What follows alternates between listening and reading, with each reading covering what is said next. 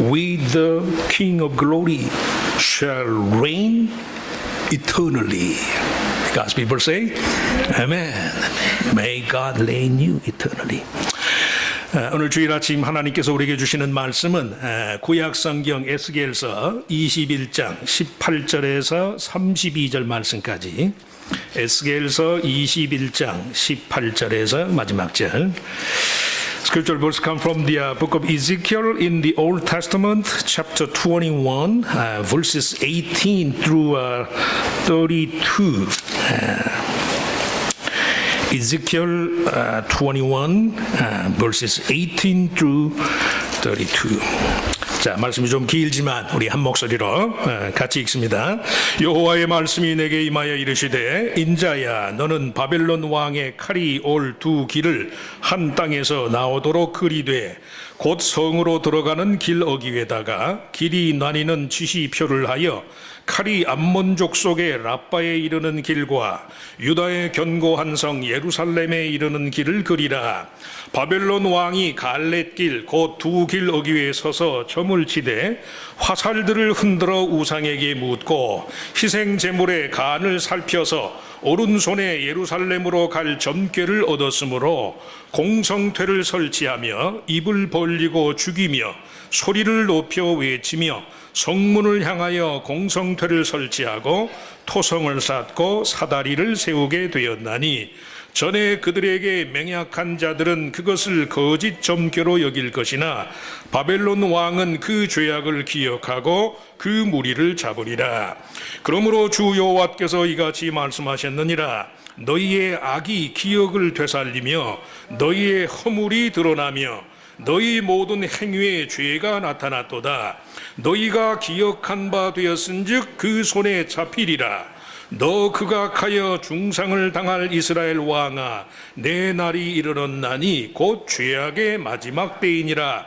주 여호와께서 이같이 말씀하셨느니라.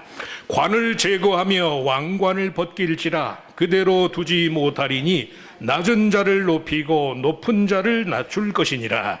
내가 엎드러뜨리려니와 이것도 다시 잊지 못하리라. 마땅히 얻을 자가 이르면 그에게 주리라. 인자야, 너는 주 여호와께서 암몬 족속과 그의 능력에 대하여 이같이 말씀하셨다고 예언하라. 너는 이르기를 칼이 뽑히도다, 칼이 뽑히도다. 죽이며 멸절하며 번개같이 되기 위하여 빛났도다. 너에게 대하여 허무한 것을 보며 내게 대하여 거짓 복수를 하는 자가 너를 중상당한 악인의 모기에 두리니 이는 그의 날 곧 죄악의 마지막 때가 이름이로다. 그러나 칼을 그 칼집에 꽂을지어다. 네가 지음을 받은 곳에서 네가 출생한 땅에서 내가 너를 심판하리로다. 내 분노를 내게 쏟으며 내 진노의 불을 내게 내뿜고 너를 짐승 같은 자 곧 멸하기에 익숙한 자의 손에 넘기리로다. 네가 불의 섭과 같이 될 것이며 너의 피가 나라 가운데 있을 것이며 네가 다시 기억되지 못할 것이니 나 여호와가 말하였습니다 하라. 아멘. 찬양대에 특별 찬양이 있겠습니다.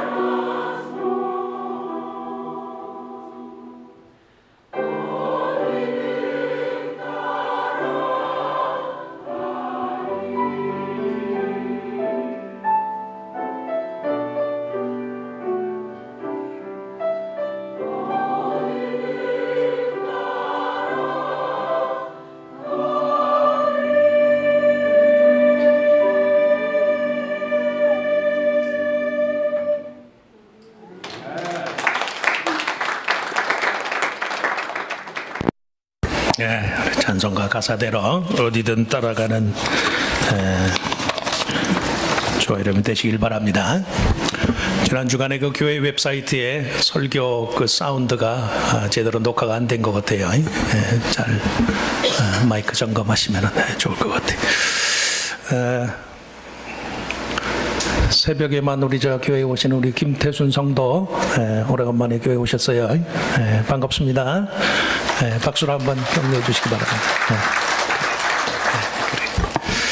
자, 우리 같이 읽은 말씀을 가지고 바벨론 왕의 칼이라는 그런 제목으로 잠깐 은혜를 나누고자 합니다.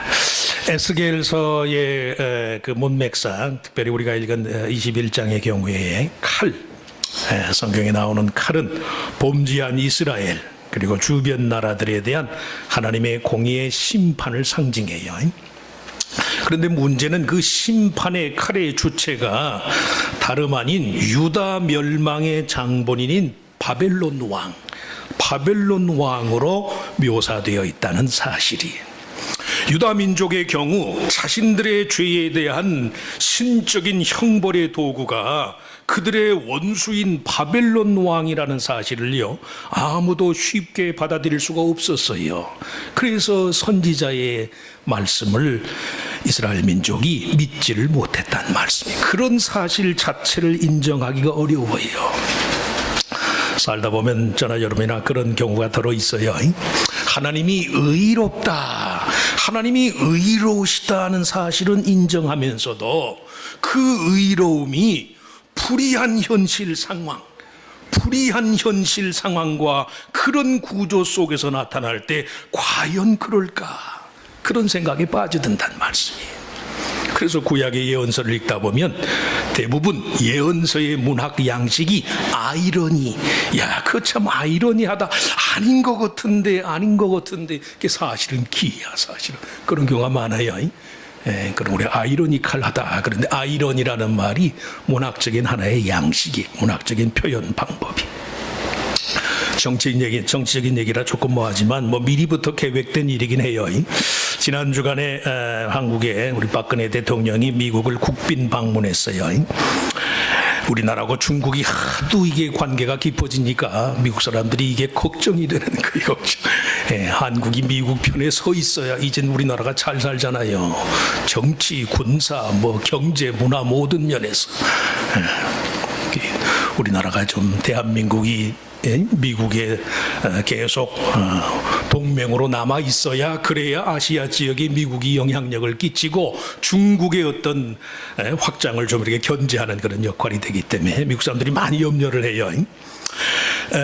그래서 그런지 몰라도 물론 미리 계획된 일이긴 하지만 박근혜 대통령이 한일 관계의 냉각화를 염려하는 미국의 정치 지도자들에게요, 다음 달 초 서울에서 한국, 중국, 일본 3국의 정상회담이 열리는데 3년 반 만에 처음으로 아베 일본 총리와 정상회담을 갖습니다. 기자들을 만날 적마다 그 얘기를 하더라고. 그 얘기를. 미국이 하도 한국의 입장을 걱정하니까 아시는 것처럼 위안부 문제, 번번이 한국민의 자존심에 상처를 내고, 또 다 아시는 것처럼 일본이 2차 대전의 장본인이니까 전범 국가인 일본은 인류에 대한 책임으로 어떤 식으로든지 남의 나라의 전쟁에 개입하지 않습니다. 일본의 평화헌법 제1조예요. 근데 그걸 최근에 바꿨잖아요.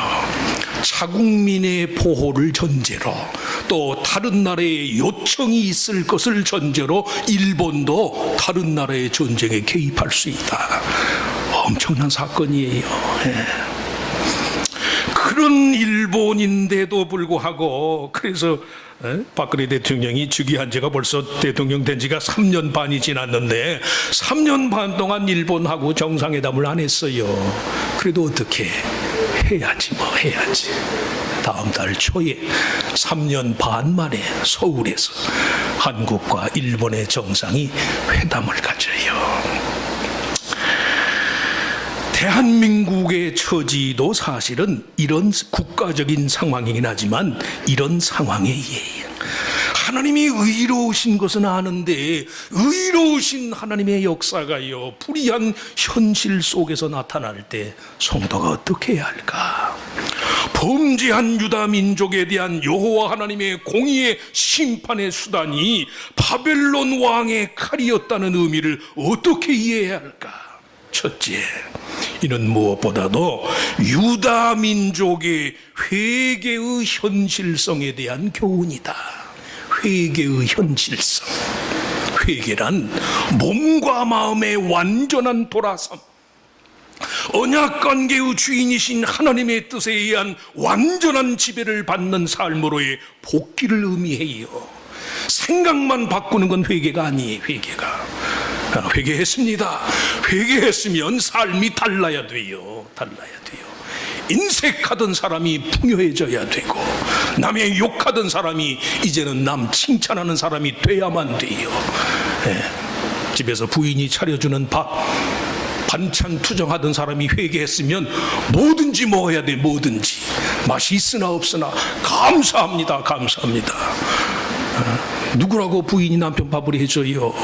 감사하지요. 언약관계의 주인이신 하나님의 뜻에 의한 완전한 지배를 받아들여야 돼요. 생각도 몸도.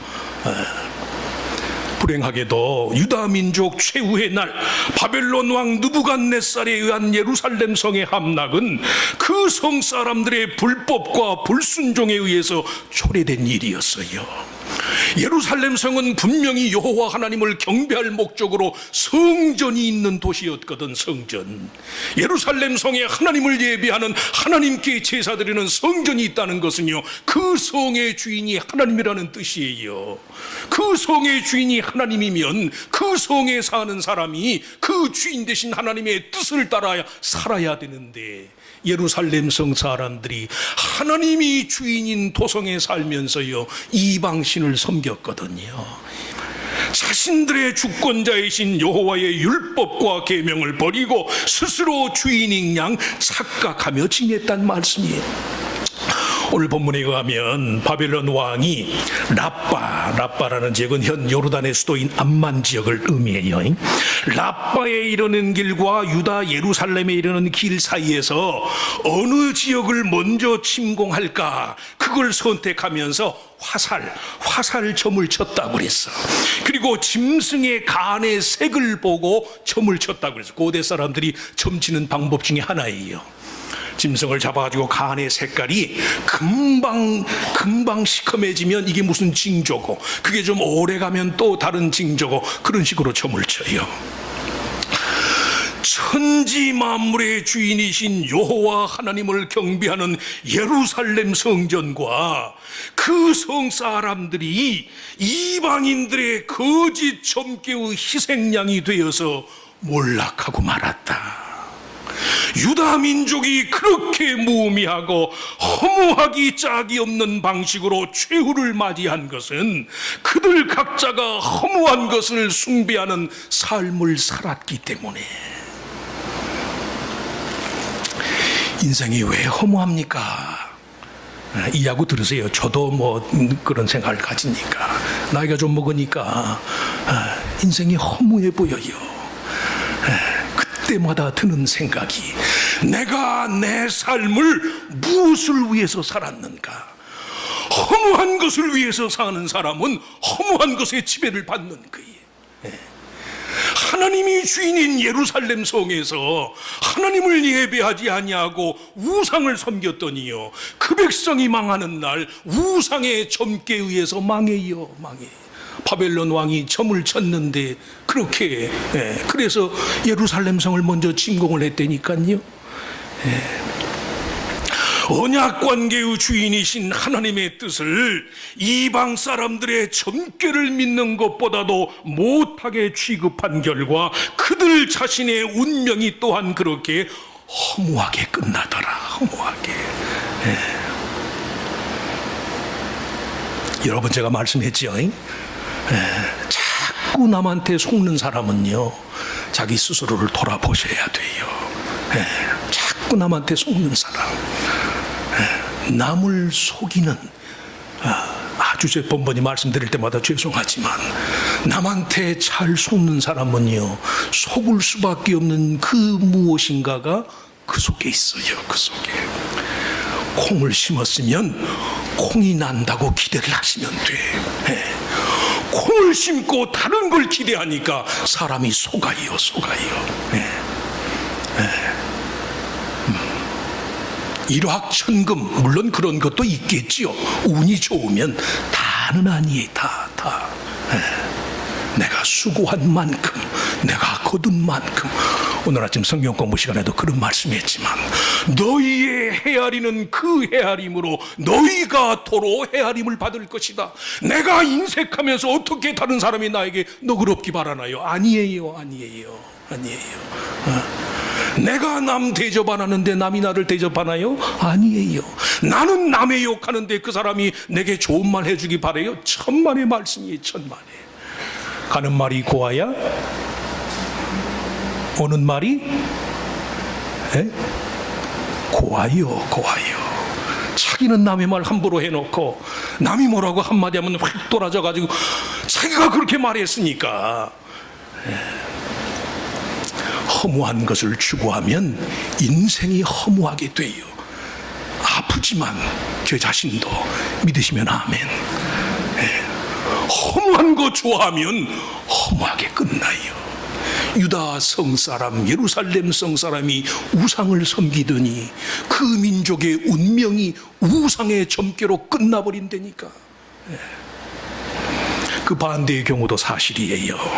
온갖 허무한 것에 지배를 받는 상황 속에서도 삶을 하나님과의 언약의 기초 위에서 사는 사람들은 그 영원한 언약의 수혜자가 돼요.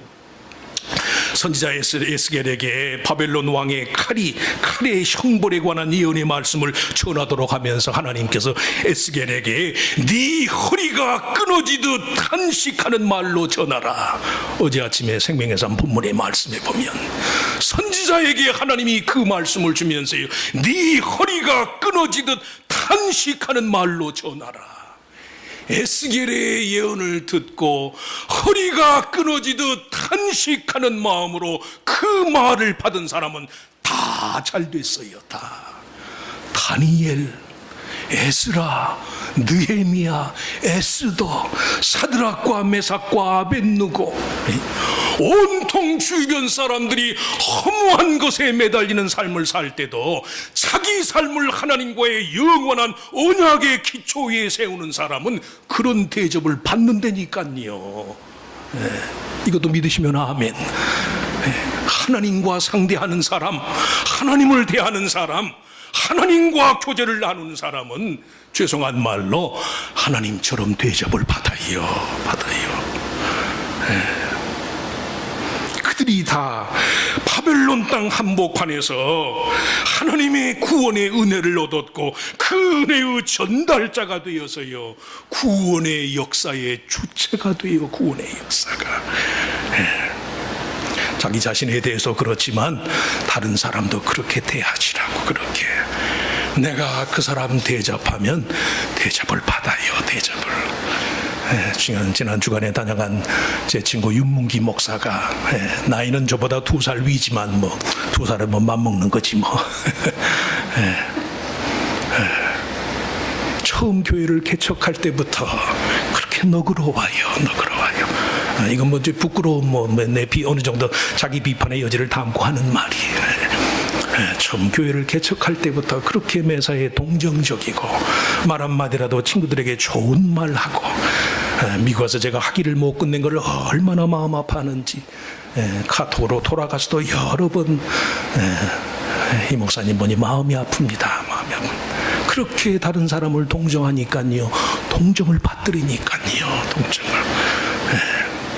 우리 나사렛 교단에서는 그래도 제일 큰 교회를 목회해요. 하나님을 대하듯 하나님과의 언약을 온통 세상 사람들이 부정하고 허무한 것에 지배를 받는 상황 속에서도 하나님의 영원하신 언약관계의 주인이신 말씀의 지배를 받고 하나님을 그런 마음으로 대접하였더니 그들이 그 이방 땅 한복판에서도 왕의 환관장이 되고 이스라엘의 구원자로 세우심을 입더라는 말씀이에요. 회개의 현실성이에요. 현실성. 둘째, 바벨론 왕의 칼이 주는 두 번째 의미는 여호와 하나님의 주권. 예나 지금이나 할 것 없이 칼은 절대 주권의 상징이에요. 나 주 여호와가 말하노라. 관을 제하며 면류관을 벗길지라. 그대로 두지 못하리니 낮은 자를 높이고 높은 자를 낮출 것이니라. 개인의 경우 아니라 집단의 경우도 마찬가지예요. 근데 이 말씀이 예루살렘, 이스라엘에 대해서만 하나님이 그렇게 하시겠다는 말씀이 아니에요. 27절 말씀에 마땅히 얻을 자가 이르면 그에게 주리라, 왕권을 그렇게 주리라는 말씀인데 단지 유다의 새로운 왕이 출현할 것을 의미하는 것이 아니라 이 말이 유다 민족의 형벌의 수단인 바벨론의 운명까지도 포함하는 말이에요.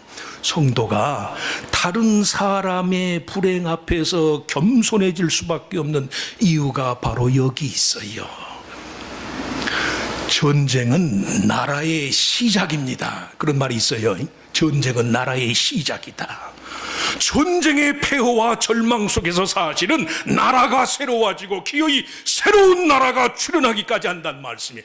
그 모든 일이 전능자 여호와 하나님에 의해서 계획되고 실행된다는 사실을 얼마나 믿을 수 있는가. 전쟁이 있어서는 안 되지요. 다시는 그런 일이 반복돼서는 안 되지요. 그러나 그 전쟁이라는 한계 상황을 통해서도요, 하나님이 때로는 나라를 세우신다니까요. 하나님이 하시는 일을 우리가 어떻게 알겠어요? 나는 망하는 것만 같아, 깨어지는 것만 같아, 이렇게 되다간 모든 것이 다 끝장이 날 것만 같아. 그런데 하나님은 그 속에서 새로운 역사를 세우시더라는 말씀이에요. 왜? 하나님은 주권자시니까. 진흙을 빚어서 토기를 만들려고 했다가 아니면 다른 용도로 하나님은 만드실 수 있거든요. 나는 화려한 꽃받침이 되는 것만을 원하는데 하나님은 그런 나를 빚어서 더 그보다 훨씬 더 나은 것을 얼마든 하나님은 만드실 수 있다는 말씀이. 그래서 전쟁은 나라의 시작이라니까. 오래된 책이긴 한데 임진왜란 당시에 왜구를 물리친 충무공 이순신 장군의 업적을 기리고 특별히 이순신의 인간적인 고뇌와 결단을 시대성에 비달해서 잘 그려낸 김훈이라는 한국의 유명한 작가가 있어요. 무슨 15년 2001년에 책이 나왔으니까 칼의 노래. 돌아가신 우리 노무현 대통령이 잘 좋아한 책이라고 해서 유명한데, 그 책에 1인칭 장편 소설이 자기가 이순신인 것처럼 그런 가정하에 쓴 소설이, 그 책에 이런 대목이 나와요. 히데요시가 전 일본의 군사력을 휘몰아 직접 군을 지휘하며 바다를 건너올 것이라는 풍문 앞에 조정은 무겁게 침묵하고 있었다. 나를 죽이면 나를 살릴 수 없기 때문에 임금은 나를 풀어준 것 같았다. 이순신이 모함을 많이 받았잖아요. 조정의 간신들에 의해서. 그러므로 나를 살려준 것은 결국 적이었다. 살아서 나는 다시 나를 살려준 적 앞으로 나아갔다. 세상은 뒤엉켜 있었다. 그 뒤엉킴은 말을 걸어볼 수 없을 만큼 무미했다. 나는 다만 임금의 칼에 죽기는 싫었다. 나는 임금의 칼에 죽는 무미함을 감당해낼 수 없었다. 나는 다만 적의 적으로서 살고 죽기를 바랐다. 나는 나의 총을 임금의 칼이 닿지 않는 자리에 세우고 싶었다. 적의 적으로서 죽는 내 죽음의 자리에 내 무와 충이 소멸해 주기를 나는 바랐다. 세상이 무미하고 내용이 없고 무가치한 것만 같아. 도대체 이런 식으로 성도가 믿음을 유지하면서 산다는 것이, 진실과 의의 가치를 인정하며 사는 것이 아무런 의미가 없는 것처럼 여겨질 때가 많아요. 무의미와 무내용 속에 세상이 온통 뒤엉켜 있는 것만 같은 그런 경우에라도 장수라면 무와 충의 도리를 따르는 거예요. 장수가 어디 가서 늘 개처럼 죽을 수 있나요? 장수가 죽어야 할 죽음이 있잖아요. 그 장수의 입장에서의 무와 충의 도리를 다함으로써 이순신은 자신의 명예는 물론 나라를 구하는 일을 가능케 했단 말씀이, 믿음의 원리도 다르지 않아요. 믿을 만한 가치와 여지가 있기 때문에 믿습니다. 그건 다 할 수 있어요. 다. 믿음 없는 사람도 그건 해. 보여주면 한다고. 기적이 나타나면 해요. 먹을 것을 얻기 위해서라도 한다니까. 그런 건 다 해요. 오히려 믿음의 여지와 가치가 없기 때문에 믿음을 포기하는 것이 아니라 오히려 그렇기 때문에 더 믿음으로 살아야만 한다는 말씀이. 그래서 오늘 말씀에 27절 말씀, 마땅히 얻을 자가 이르면 그에게 주리라. 이스라엘만이 아니에요. 온 세상 역사를 통틀어서 마땅히 얻을 자가 이르면 그에게 주리라. 이 말씀에는 성도의 삶에 있어서 매사에 마땅함의 기준을 정하시는 분은 오직 하나님이시다. 그래서 전쟁이 나라를 세운다니까요. 나라를. 내가 끝난다고 세상이 끝나지 않아요. 믿음만 있으면 나는 끝나도 하나님은 얼마든 시작할 수 있어요. 믿으시면 아멘. 가정도 그렇고 다 그래. 다 나름대로 이민 와서 성공하신 분들의 이야기를 들어보면 다 그래요. 꼭 믿음이 있는 사람이건 없는 사람이건.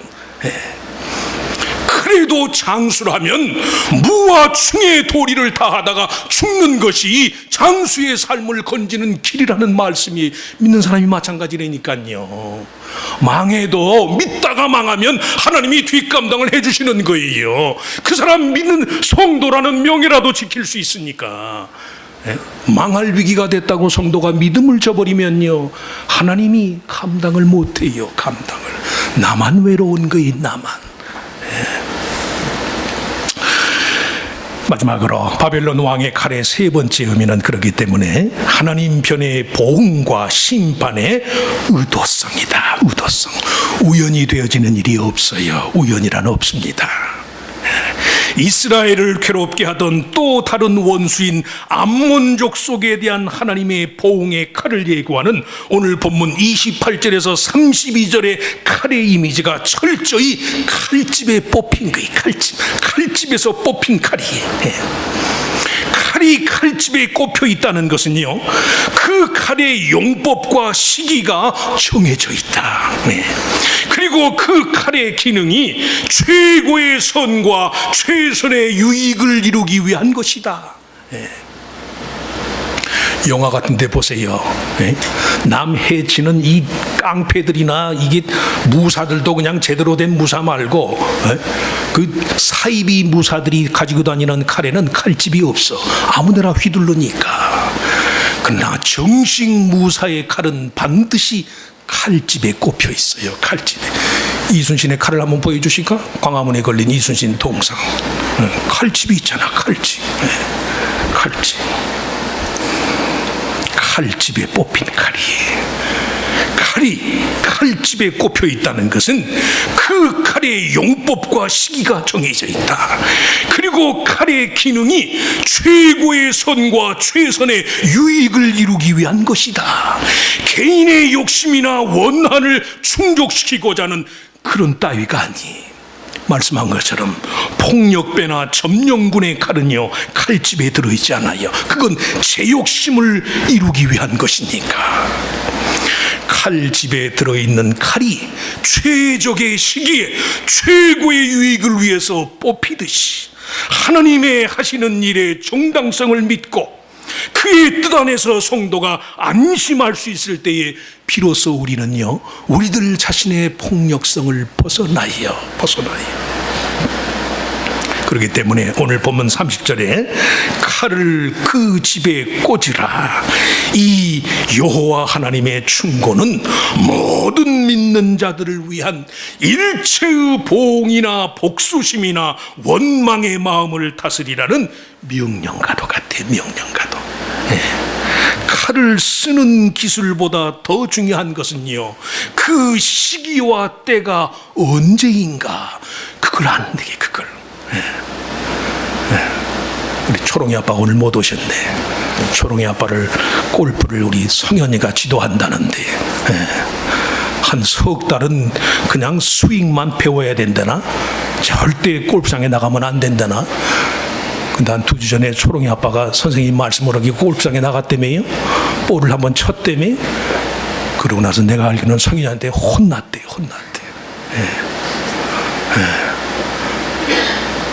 아무 때나 휘두르려고 해서는 안 돼요. 칼을 쓰는 기술보다 더 중요한 것은 언제예요. 언제 뽑을 것인가. 좋은 일도요, 시기가 나쁘면 나빠져요. 이해하고 들으시기 바랍니다. 나쁜 일도 시기만 좋으면 좋게 된다고. 그런 경우가 많아요. 무슨 말씀이에요? 내 인생의 시기와 때를 정하시는 분은 하나님이에요. 하나님. 성도가 가진 믿음의 칼, 말씀의 칼, 하나님이 우리에게 주시는 은혜의 선물은 하나님이 최고의 때를 아신다는 말씀이에요. 성도가 결코 삶을 자기 방식대로 살지 말아야 하는 이유예요. 내 식으로의 보응과 원망 대신에 하나님께서 최고의 때에 최선의 일을 이루실 것이다. 기회를 내가 살려고 하지 말고 내 삶의 기회를 하나님께 드리겠습니다. 하나님이 이 기회를 나와 우리 모두를 위해서 최고로 선용하여 주시옵소서. 이게 믿음이잖아요. 제 방식대로, 제 마음대로, 제 멋대로 다 해놓고 하나님 나를 불쌍히 여겨주세요. 아니에요. 하나님이 불쌍히 여기실 수가 없어요.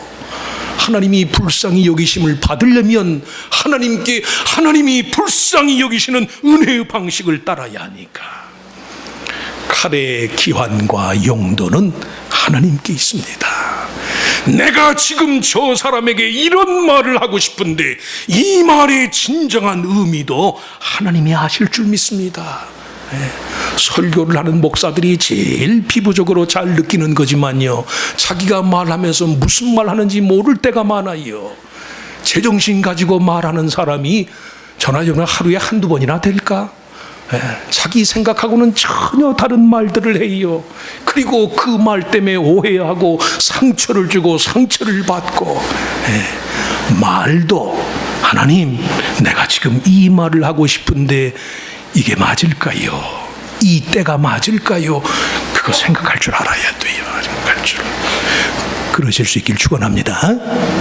칼에 꼽혀 있는 칼은 그 칼의 용도와 기능을 하나님이 아시니까 내 인생의 가장 최선의 기회와 내 인생을 최고로 사용할 수 있는 길도 하나님이 아십니다.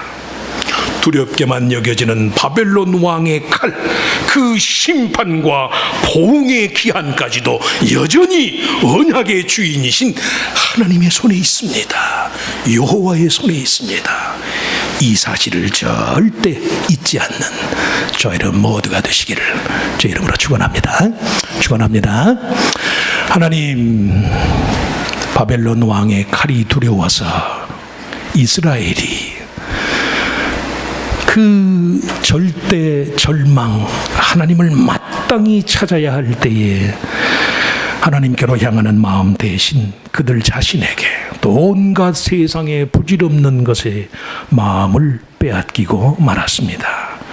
우상을 섬기는 자는 결국 우상에 의해서 망하고 만다는 사실을 유다의 역사를 통해서, 성경의 기록을 통해서 저희들이 깨닫습니다. 세상의 삶에서도 성도가 저